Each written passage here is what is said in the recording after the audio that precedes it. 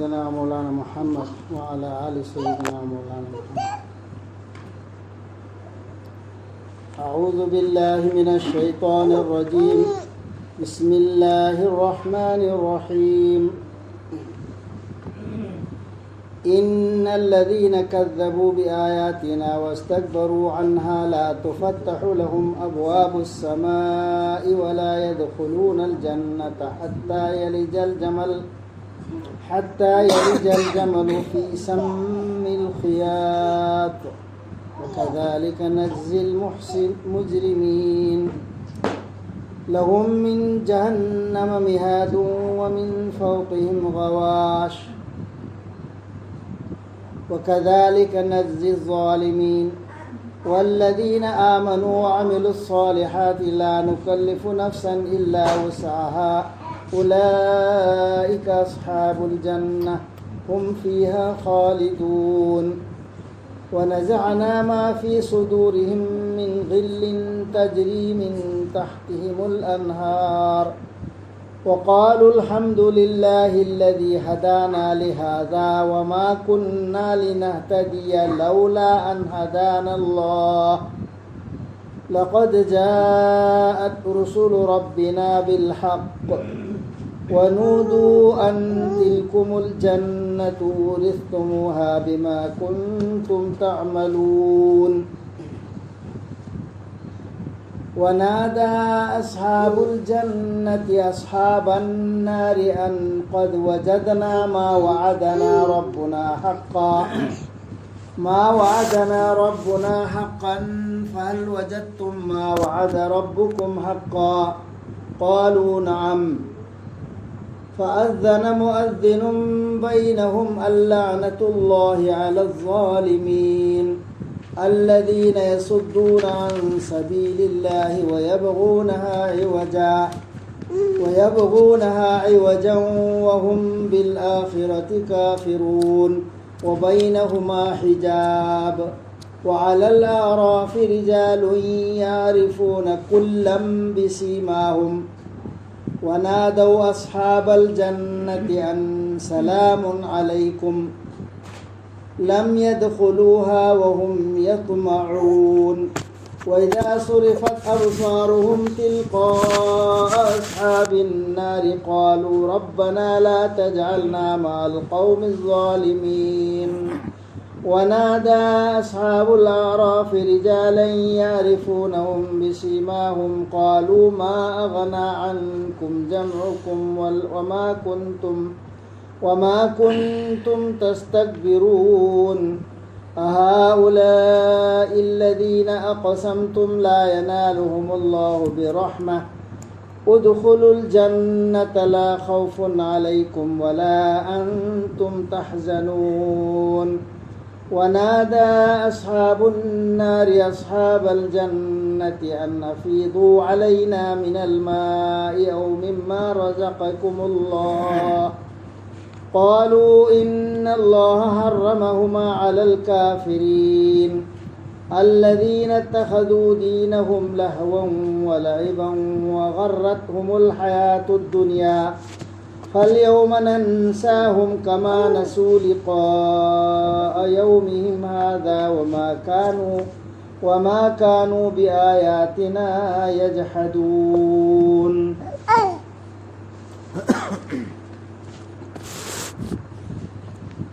سورة الأعراف की आयत number 40 दगी أعوذ بالله من الشيطان الرجيم بسم الله الرحمن الرحيم. तसेंगनमक अखोइगे अयासिंगबु याखिदबसिंग अमसुंग मदुदा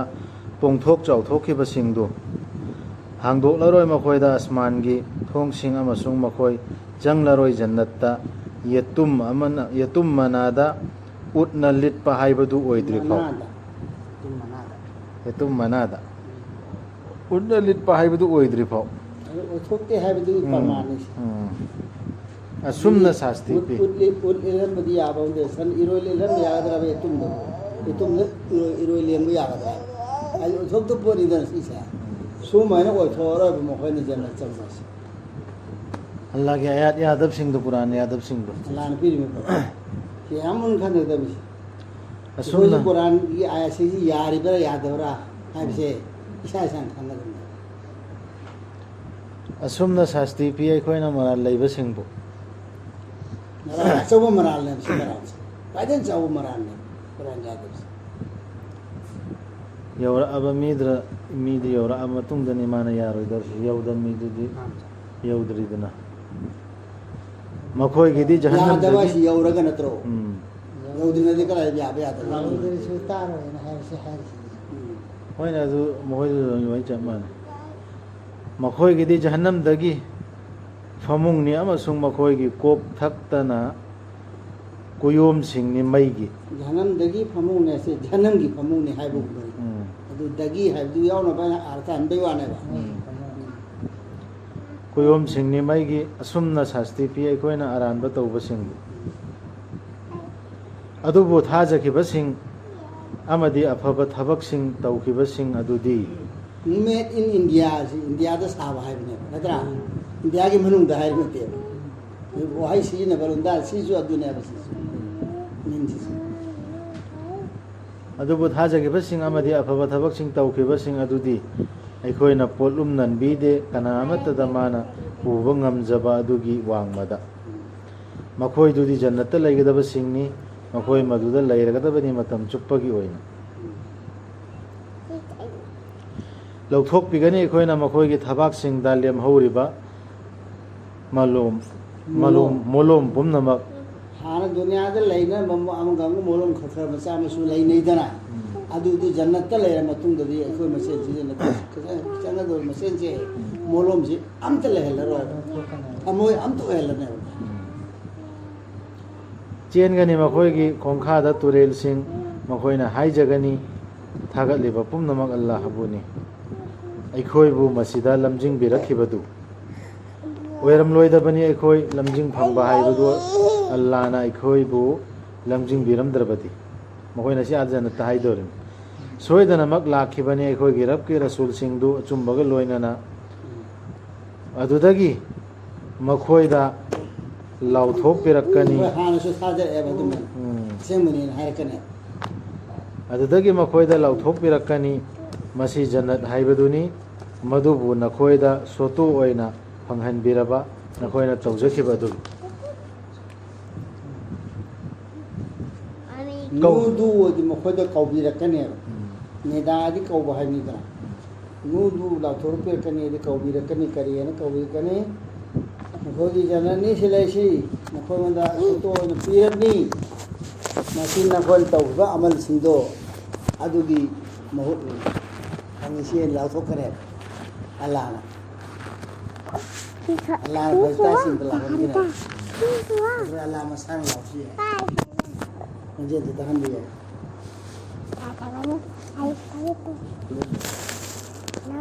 Lawan gini. Sekian tu mau wah itu di mukti ni hai itu dunia ni. Kauduna wana Allah hai mengkau wana ini berain beberapa kali.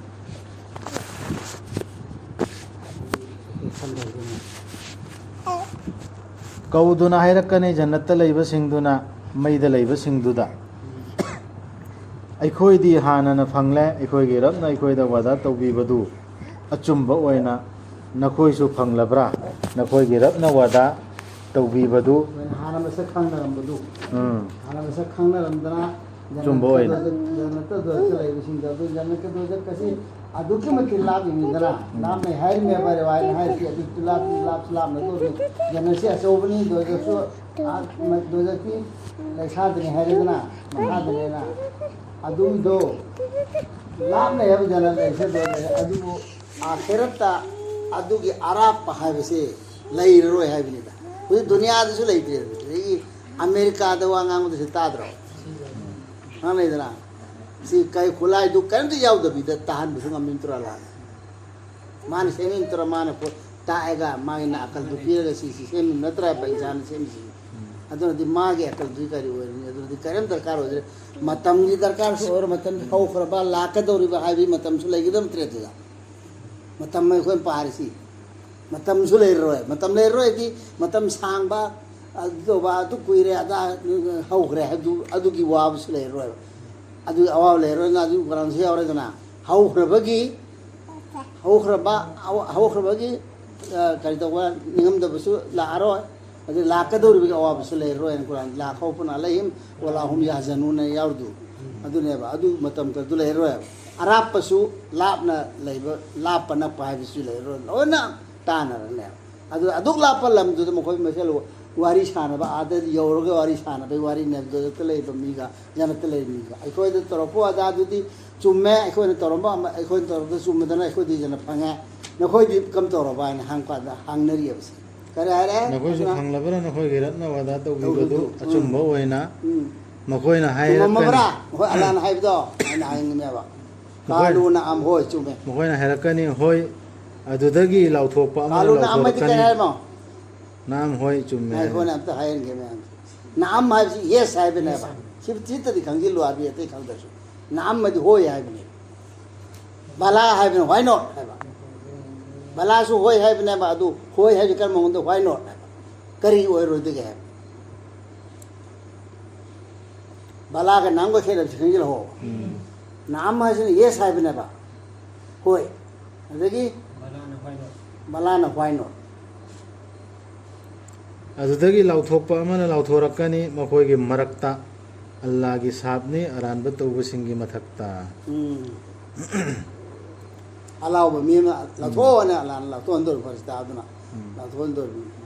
फरिस्ता ओबे आमोबे लाथोंगिने balm करे लाथो करी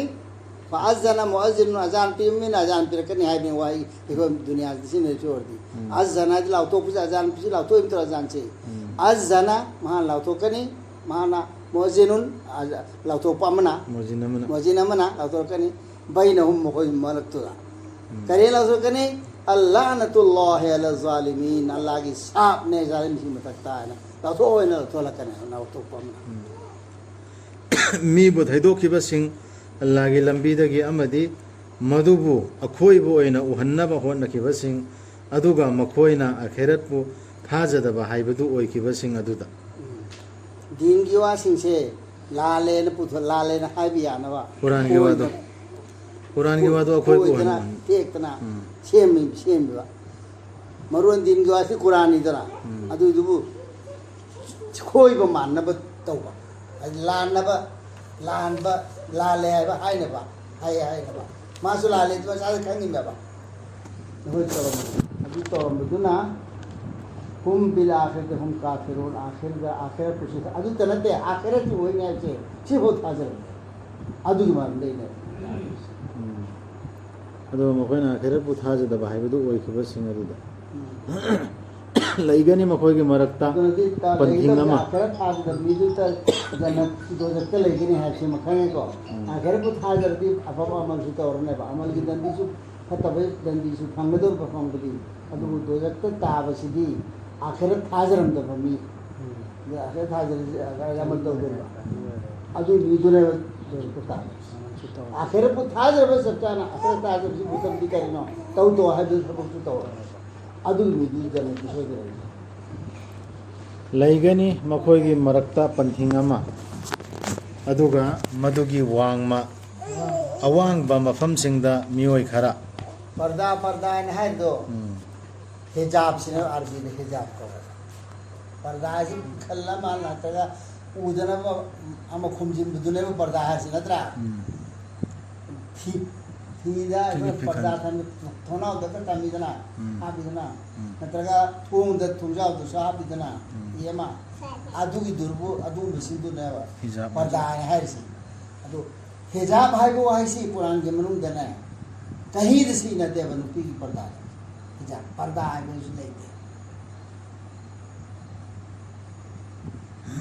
या मरुई बुआने है मुंता पर्दा है वैसे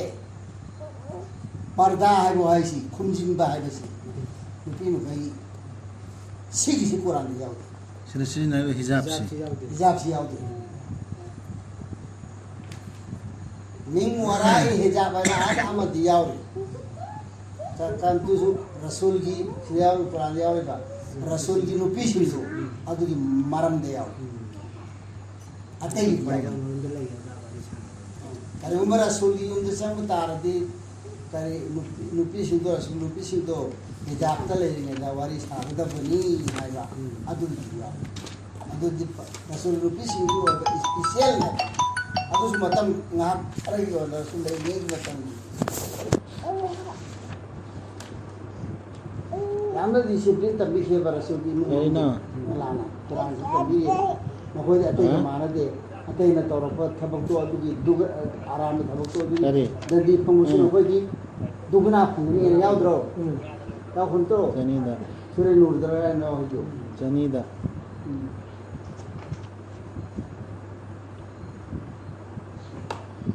samna harga khumjin ba habe se ina mai khumjin gada bani parda ne hai se si Quran de gaide अरे nupi ga laina ba una ba sungi si dunia ne ulen mircha ne laina mina mahfil de uno bo oro am oro du una ba ki adat ta adu nami tu lup thau di khom tham tamda khille ga thang ga lu ka yaw to rang yaw utro adu di lor pulle du unam tamda nupi am unam tardi unaba nupi unaba de ko nupi nang na unab du te ko nupi am theng ne una re ga wari sa ba na traga sum u se masida nami lup thau hai ba du yaw amai khunji lo yaw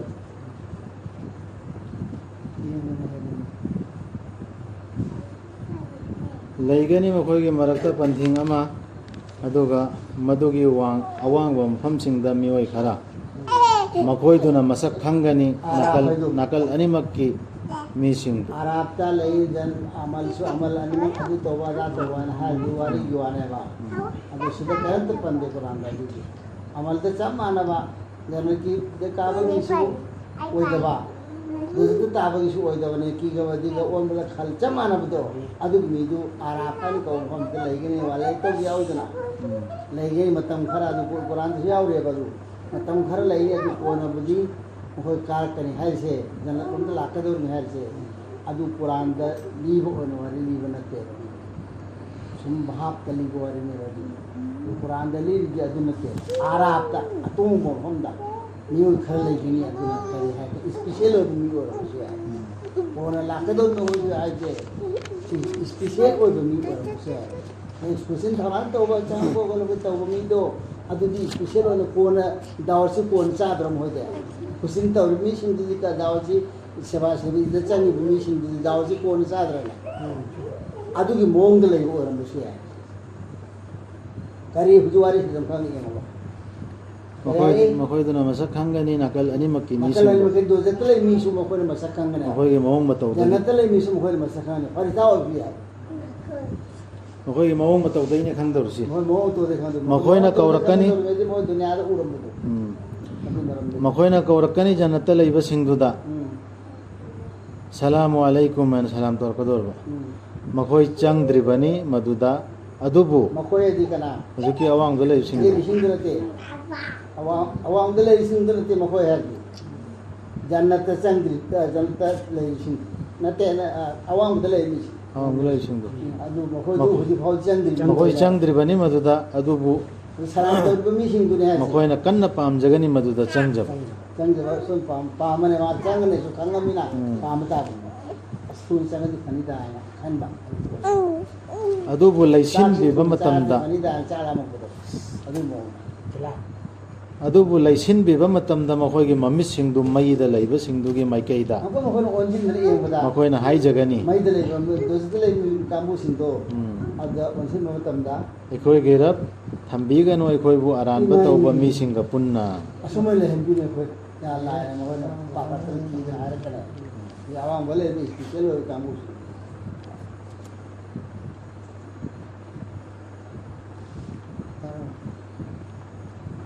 ꯑꯋꯥꯡꯕꯗ ꯂꯩꯕꯁꯤꯡꯗꯨꯅ ꯀꯧꯔꯛꯀꯅꯤ ꯃꯈꯣꯏꯒꯤ ꯃꯑꯣꯡ ꯃꯇꯧꯗꯒꯤ ꯃꯈꯣꯏꯅ ꯃꯁꯛ ꯈꯪꯂꯕ ꯖꯍꯟꯅꯝꯗ ꯂꯩꯕ ꯃꯤꯁꯤꯡꯗꯨꯗ ꯑꯗꯨꯒ ꯍꯥꯏꯔꯛꯀꯅꯤ ꯀꯥꯟꯅꯍꯟꯕ ꯂꯩꯇ꯭ꯔꯦ ꯅꯈꯣꯏꯗ ꯅꯈꯣꯏꯒꯤ ꯑꯄꯨꯟꯕꯅ ꯃꯁꯤꯡ ꯌꯥꯝꯕꯗꯨꯅ ꯅꯠꯇ꯭ꯔꯒ ꯅꯈꯣꯏꯅ ꯄꯣꯡꯊꯣꯛ ꯆꯥꯎꯊꯣꯛꯈꯤꯕꯗꯨꯅ ꯁꯤꯁꯤꯗ ꯃꯤ ꯃꯈꯜ ꯑꯍꯨꯝꯅꯤ ꯎꯠꯂꯤꯁꯤ ꯁꯤꯗ ꯑꯩꯈꯣꯏꯒꯤ ꯐꯤꯒꯔꯗ ꯑꯩꯈꯣꯏ ꯏꯁꯥ ꯏꯁꯥ ꯌꯦꯡꯊꯕ ꯌꯥꯏ ꯑꯃꯅ ꯖꯟꯅꯠꯇ ꯂꯩꯔꯦ ꯑꯃꯅ ꯖꯍꯟꯅꯝꯗ ꯂꯩꯔꯦ ꯑꯃꯅ ꯃꯔꯛꯇ ꯂꯩꯕ ꯃꯤꯁꯤꯅꯅꯦꯕ ꯑꯅꯤꯃꯛꯇ ꯌꯦꯡꯗꯧꯔꯤꯁꯤ मरक्तदा लैबा मीसु ईमान वालाने है मैं वाला ने खान थबे अब आयाने माना हाइबिरकनी अल्लाह ना हाइबिरकनी मखोई सिरा नखोइना वसक्तुना अल्लाह ना कैदो नुंगदसु यौहनबिररोय मखोइदा मागी मिनुंगसी हाइबिखिबदु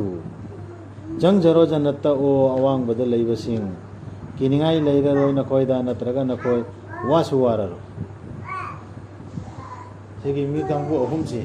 मरक तुदा अल्लाह को कोन हर के दो सी दुनिया सिदसु अदम उबो फंगबने मोहई से अल्लाह की रहमत का लाख तब मोहई जन्नत से में ये चले मोहई से ये ना कसम चारा में सिंदूरा सिन हन कने अदुदा मो जन न कोई दिचांगो ननता कोई दे की हन कर तो ले कमी अदेगी हवा बस चार बजे ने पुंसीदा सुलो रे दम खाली दिन ओरे द पुलु ओरे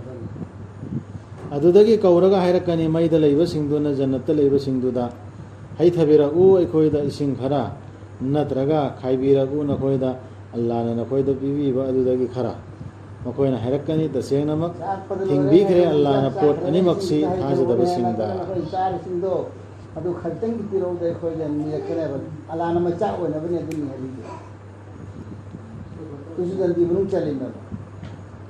कोई ना करे अल्लाह न दे हराम तो करे अनि मचू इसिंग सु बिदक पे यारो है न कोई बिदक पे यारो है ना अल्लाह ठीक करे अदेगी अमन करी हर अल्लाह अमन करी हमना चानब सु थानो सु अनि अल्लाह ना ठीक करे हराम तो करे तो करम मने कोन बिरक दो सिगे हाइरिबा ग्रुप सिंगसी जहनम दलै मी सिंग मखादा आयासिना अंका हाइ हराम तो करे हदी आदब दी आधा हराम तो बनते हराम तो करे दी अल्लाह ना हांदे खंगना नको अदु जन्नत संग बे यारो थिंग थिंगरे तो करम मने कोन बिरक दो पीबसी आबरा पीबसु ngमोय कोन सिना सिगे मी सिंग दलै मी सिंग करम बनो तो मखादा हाइ मखोइदुना लौखिबा मखोइगी धर्मबु हराउ कुमै अमदि सानबदौना अमसुंग मखोइबु सुमहत्पी खरबा ताइबंग पुनसीना सी मीसिंगसी बियोकले मीसिंग अदुना ngasi अखोइना मखोइबु काउथोकलगनी मखोइना काउथोखिबगुम असुमना उनगदबा मखोइगी नुमित असिबु अमसुंग मखोइना अखोइगी आयात सिंगबु याकेदबगी कुरान के आयात अल्लाह काउथोकबागी तबगी तो मखोइ सिनेबा मी मखल अहुम जि मुन्ना खन थगदमी सिदा मखल अहुम नि सिरा उदुस मरक्ता लेबम जन्नत चंगबमा जुजत चंगन लेबमा मरक्ता की दुसु चंग दो चंग सिमतो से आया सल्लल्लाहु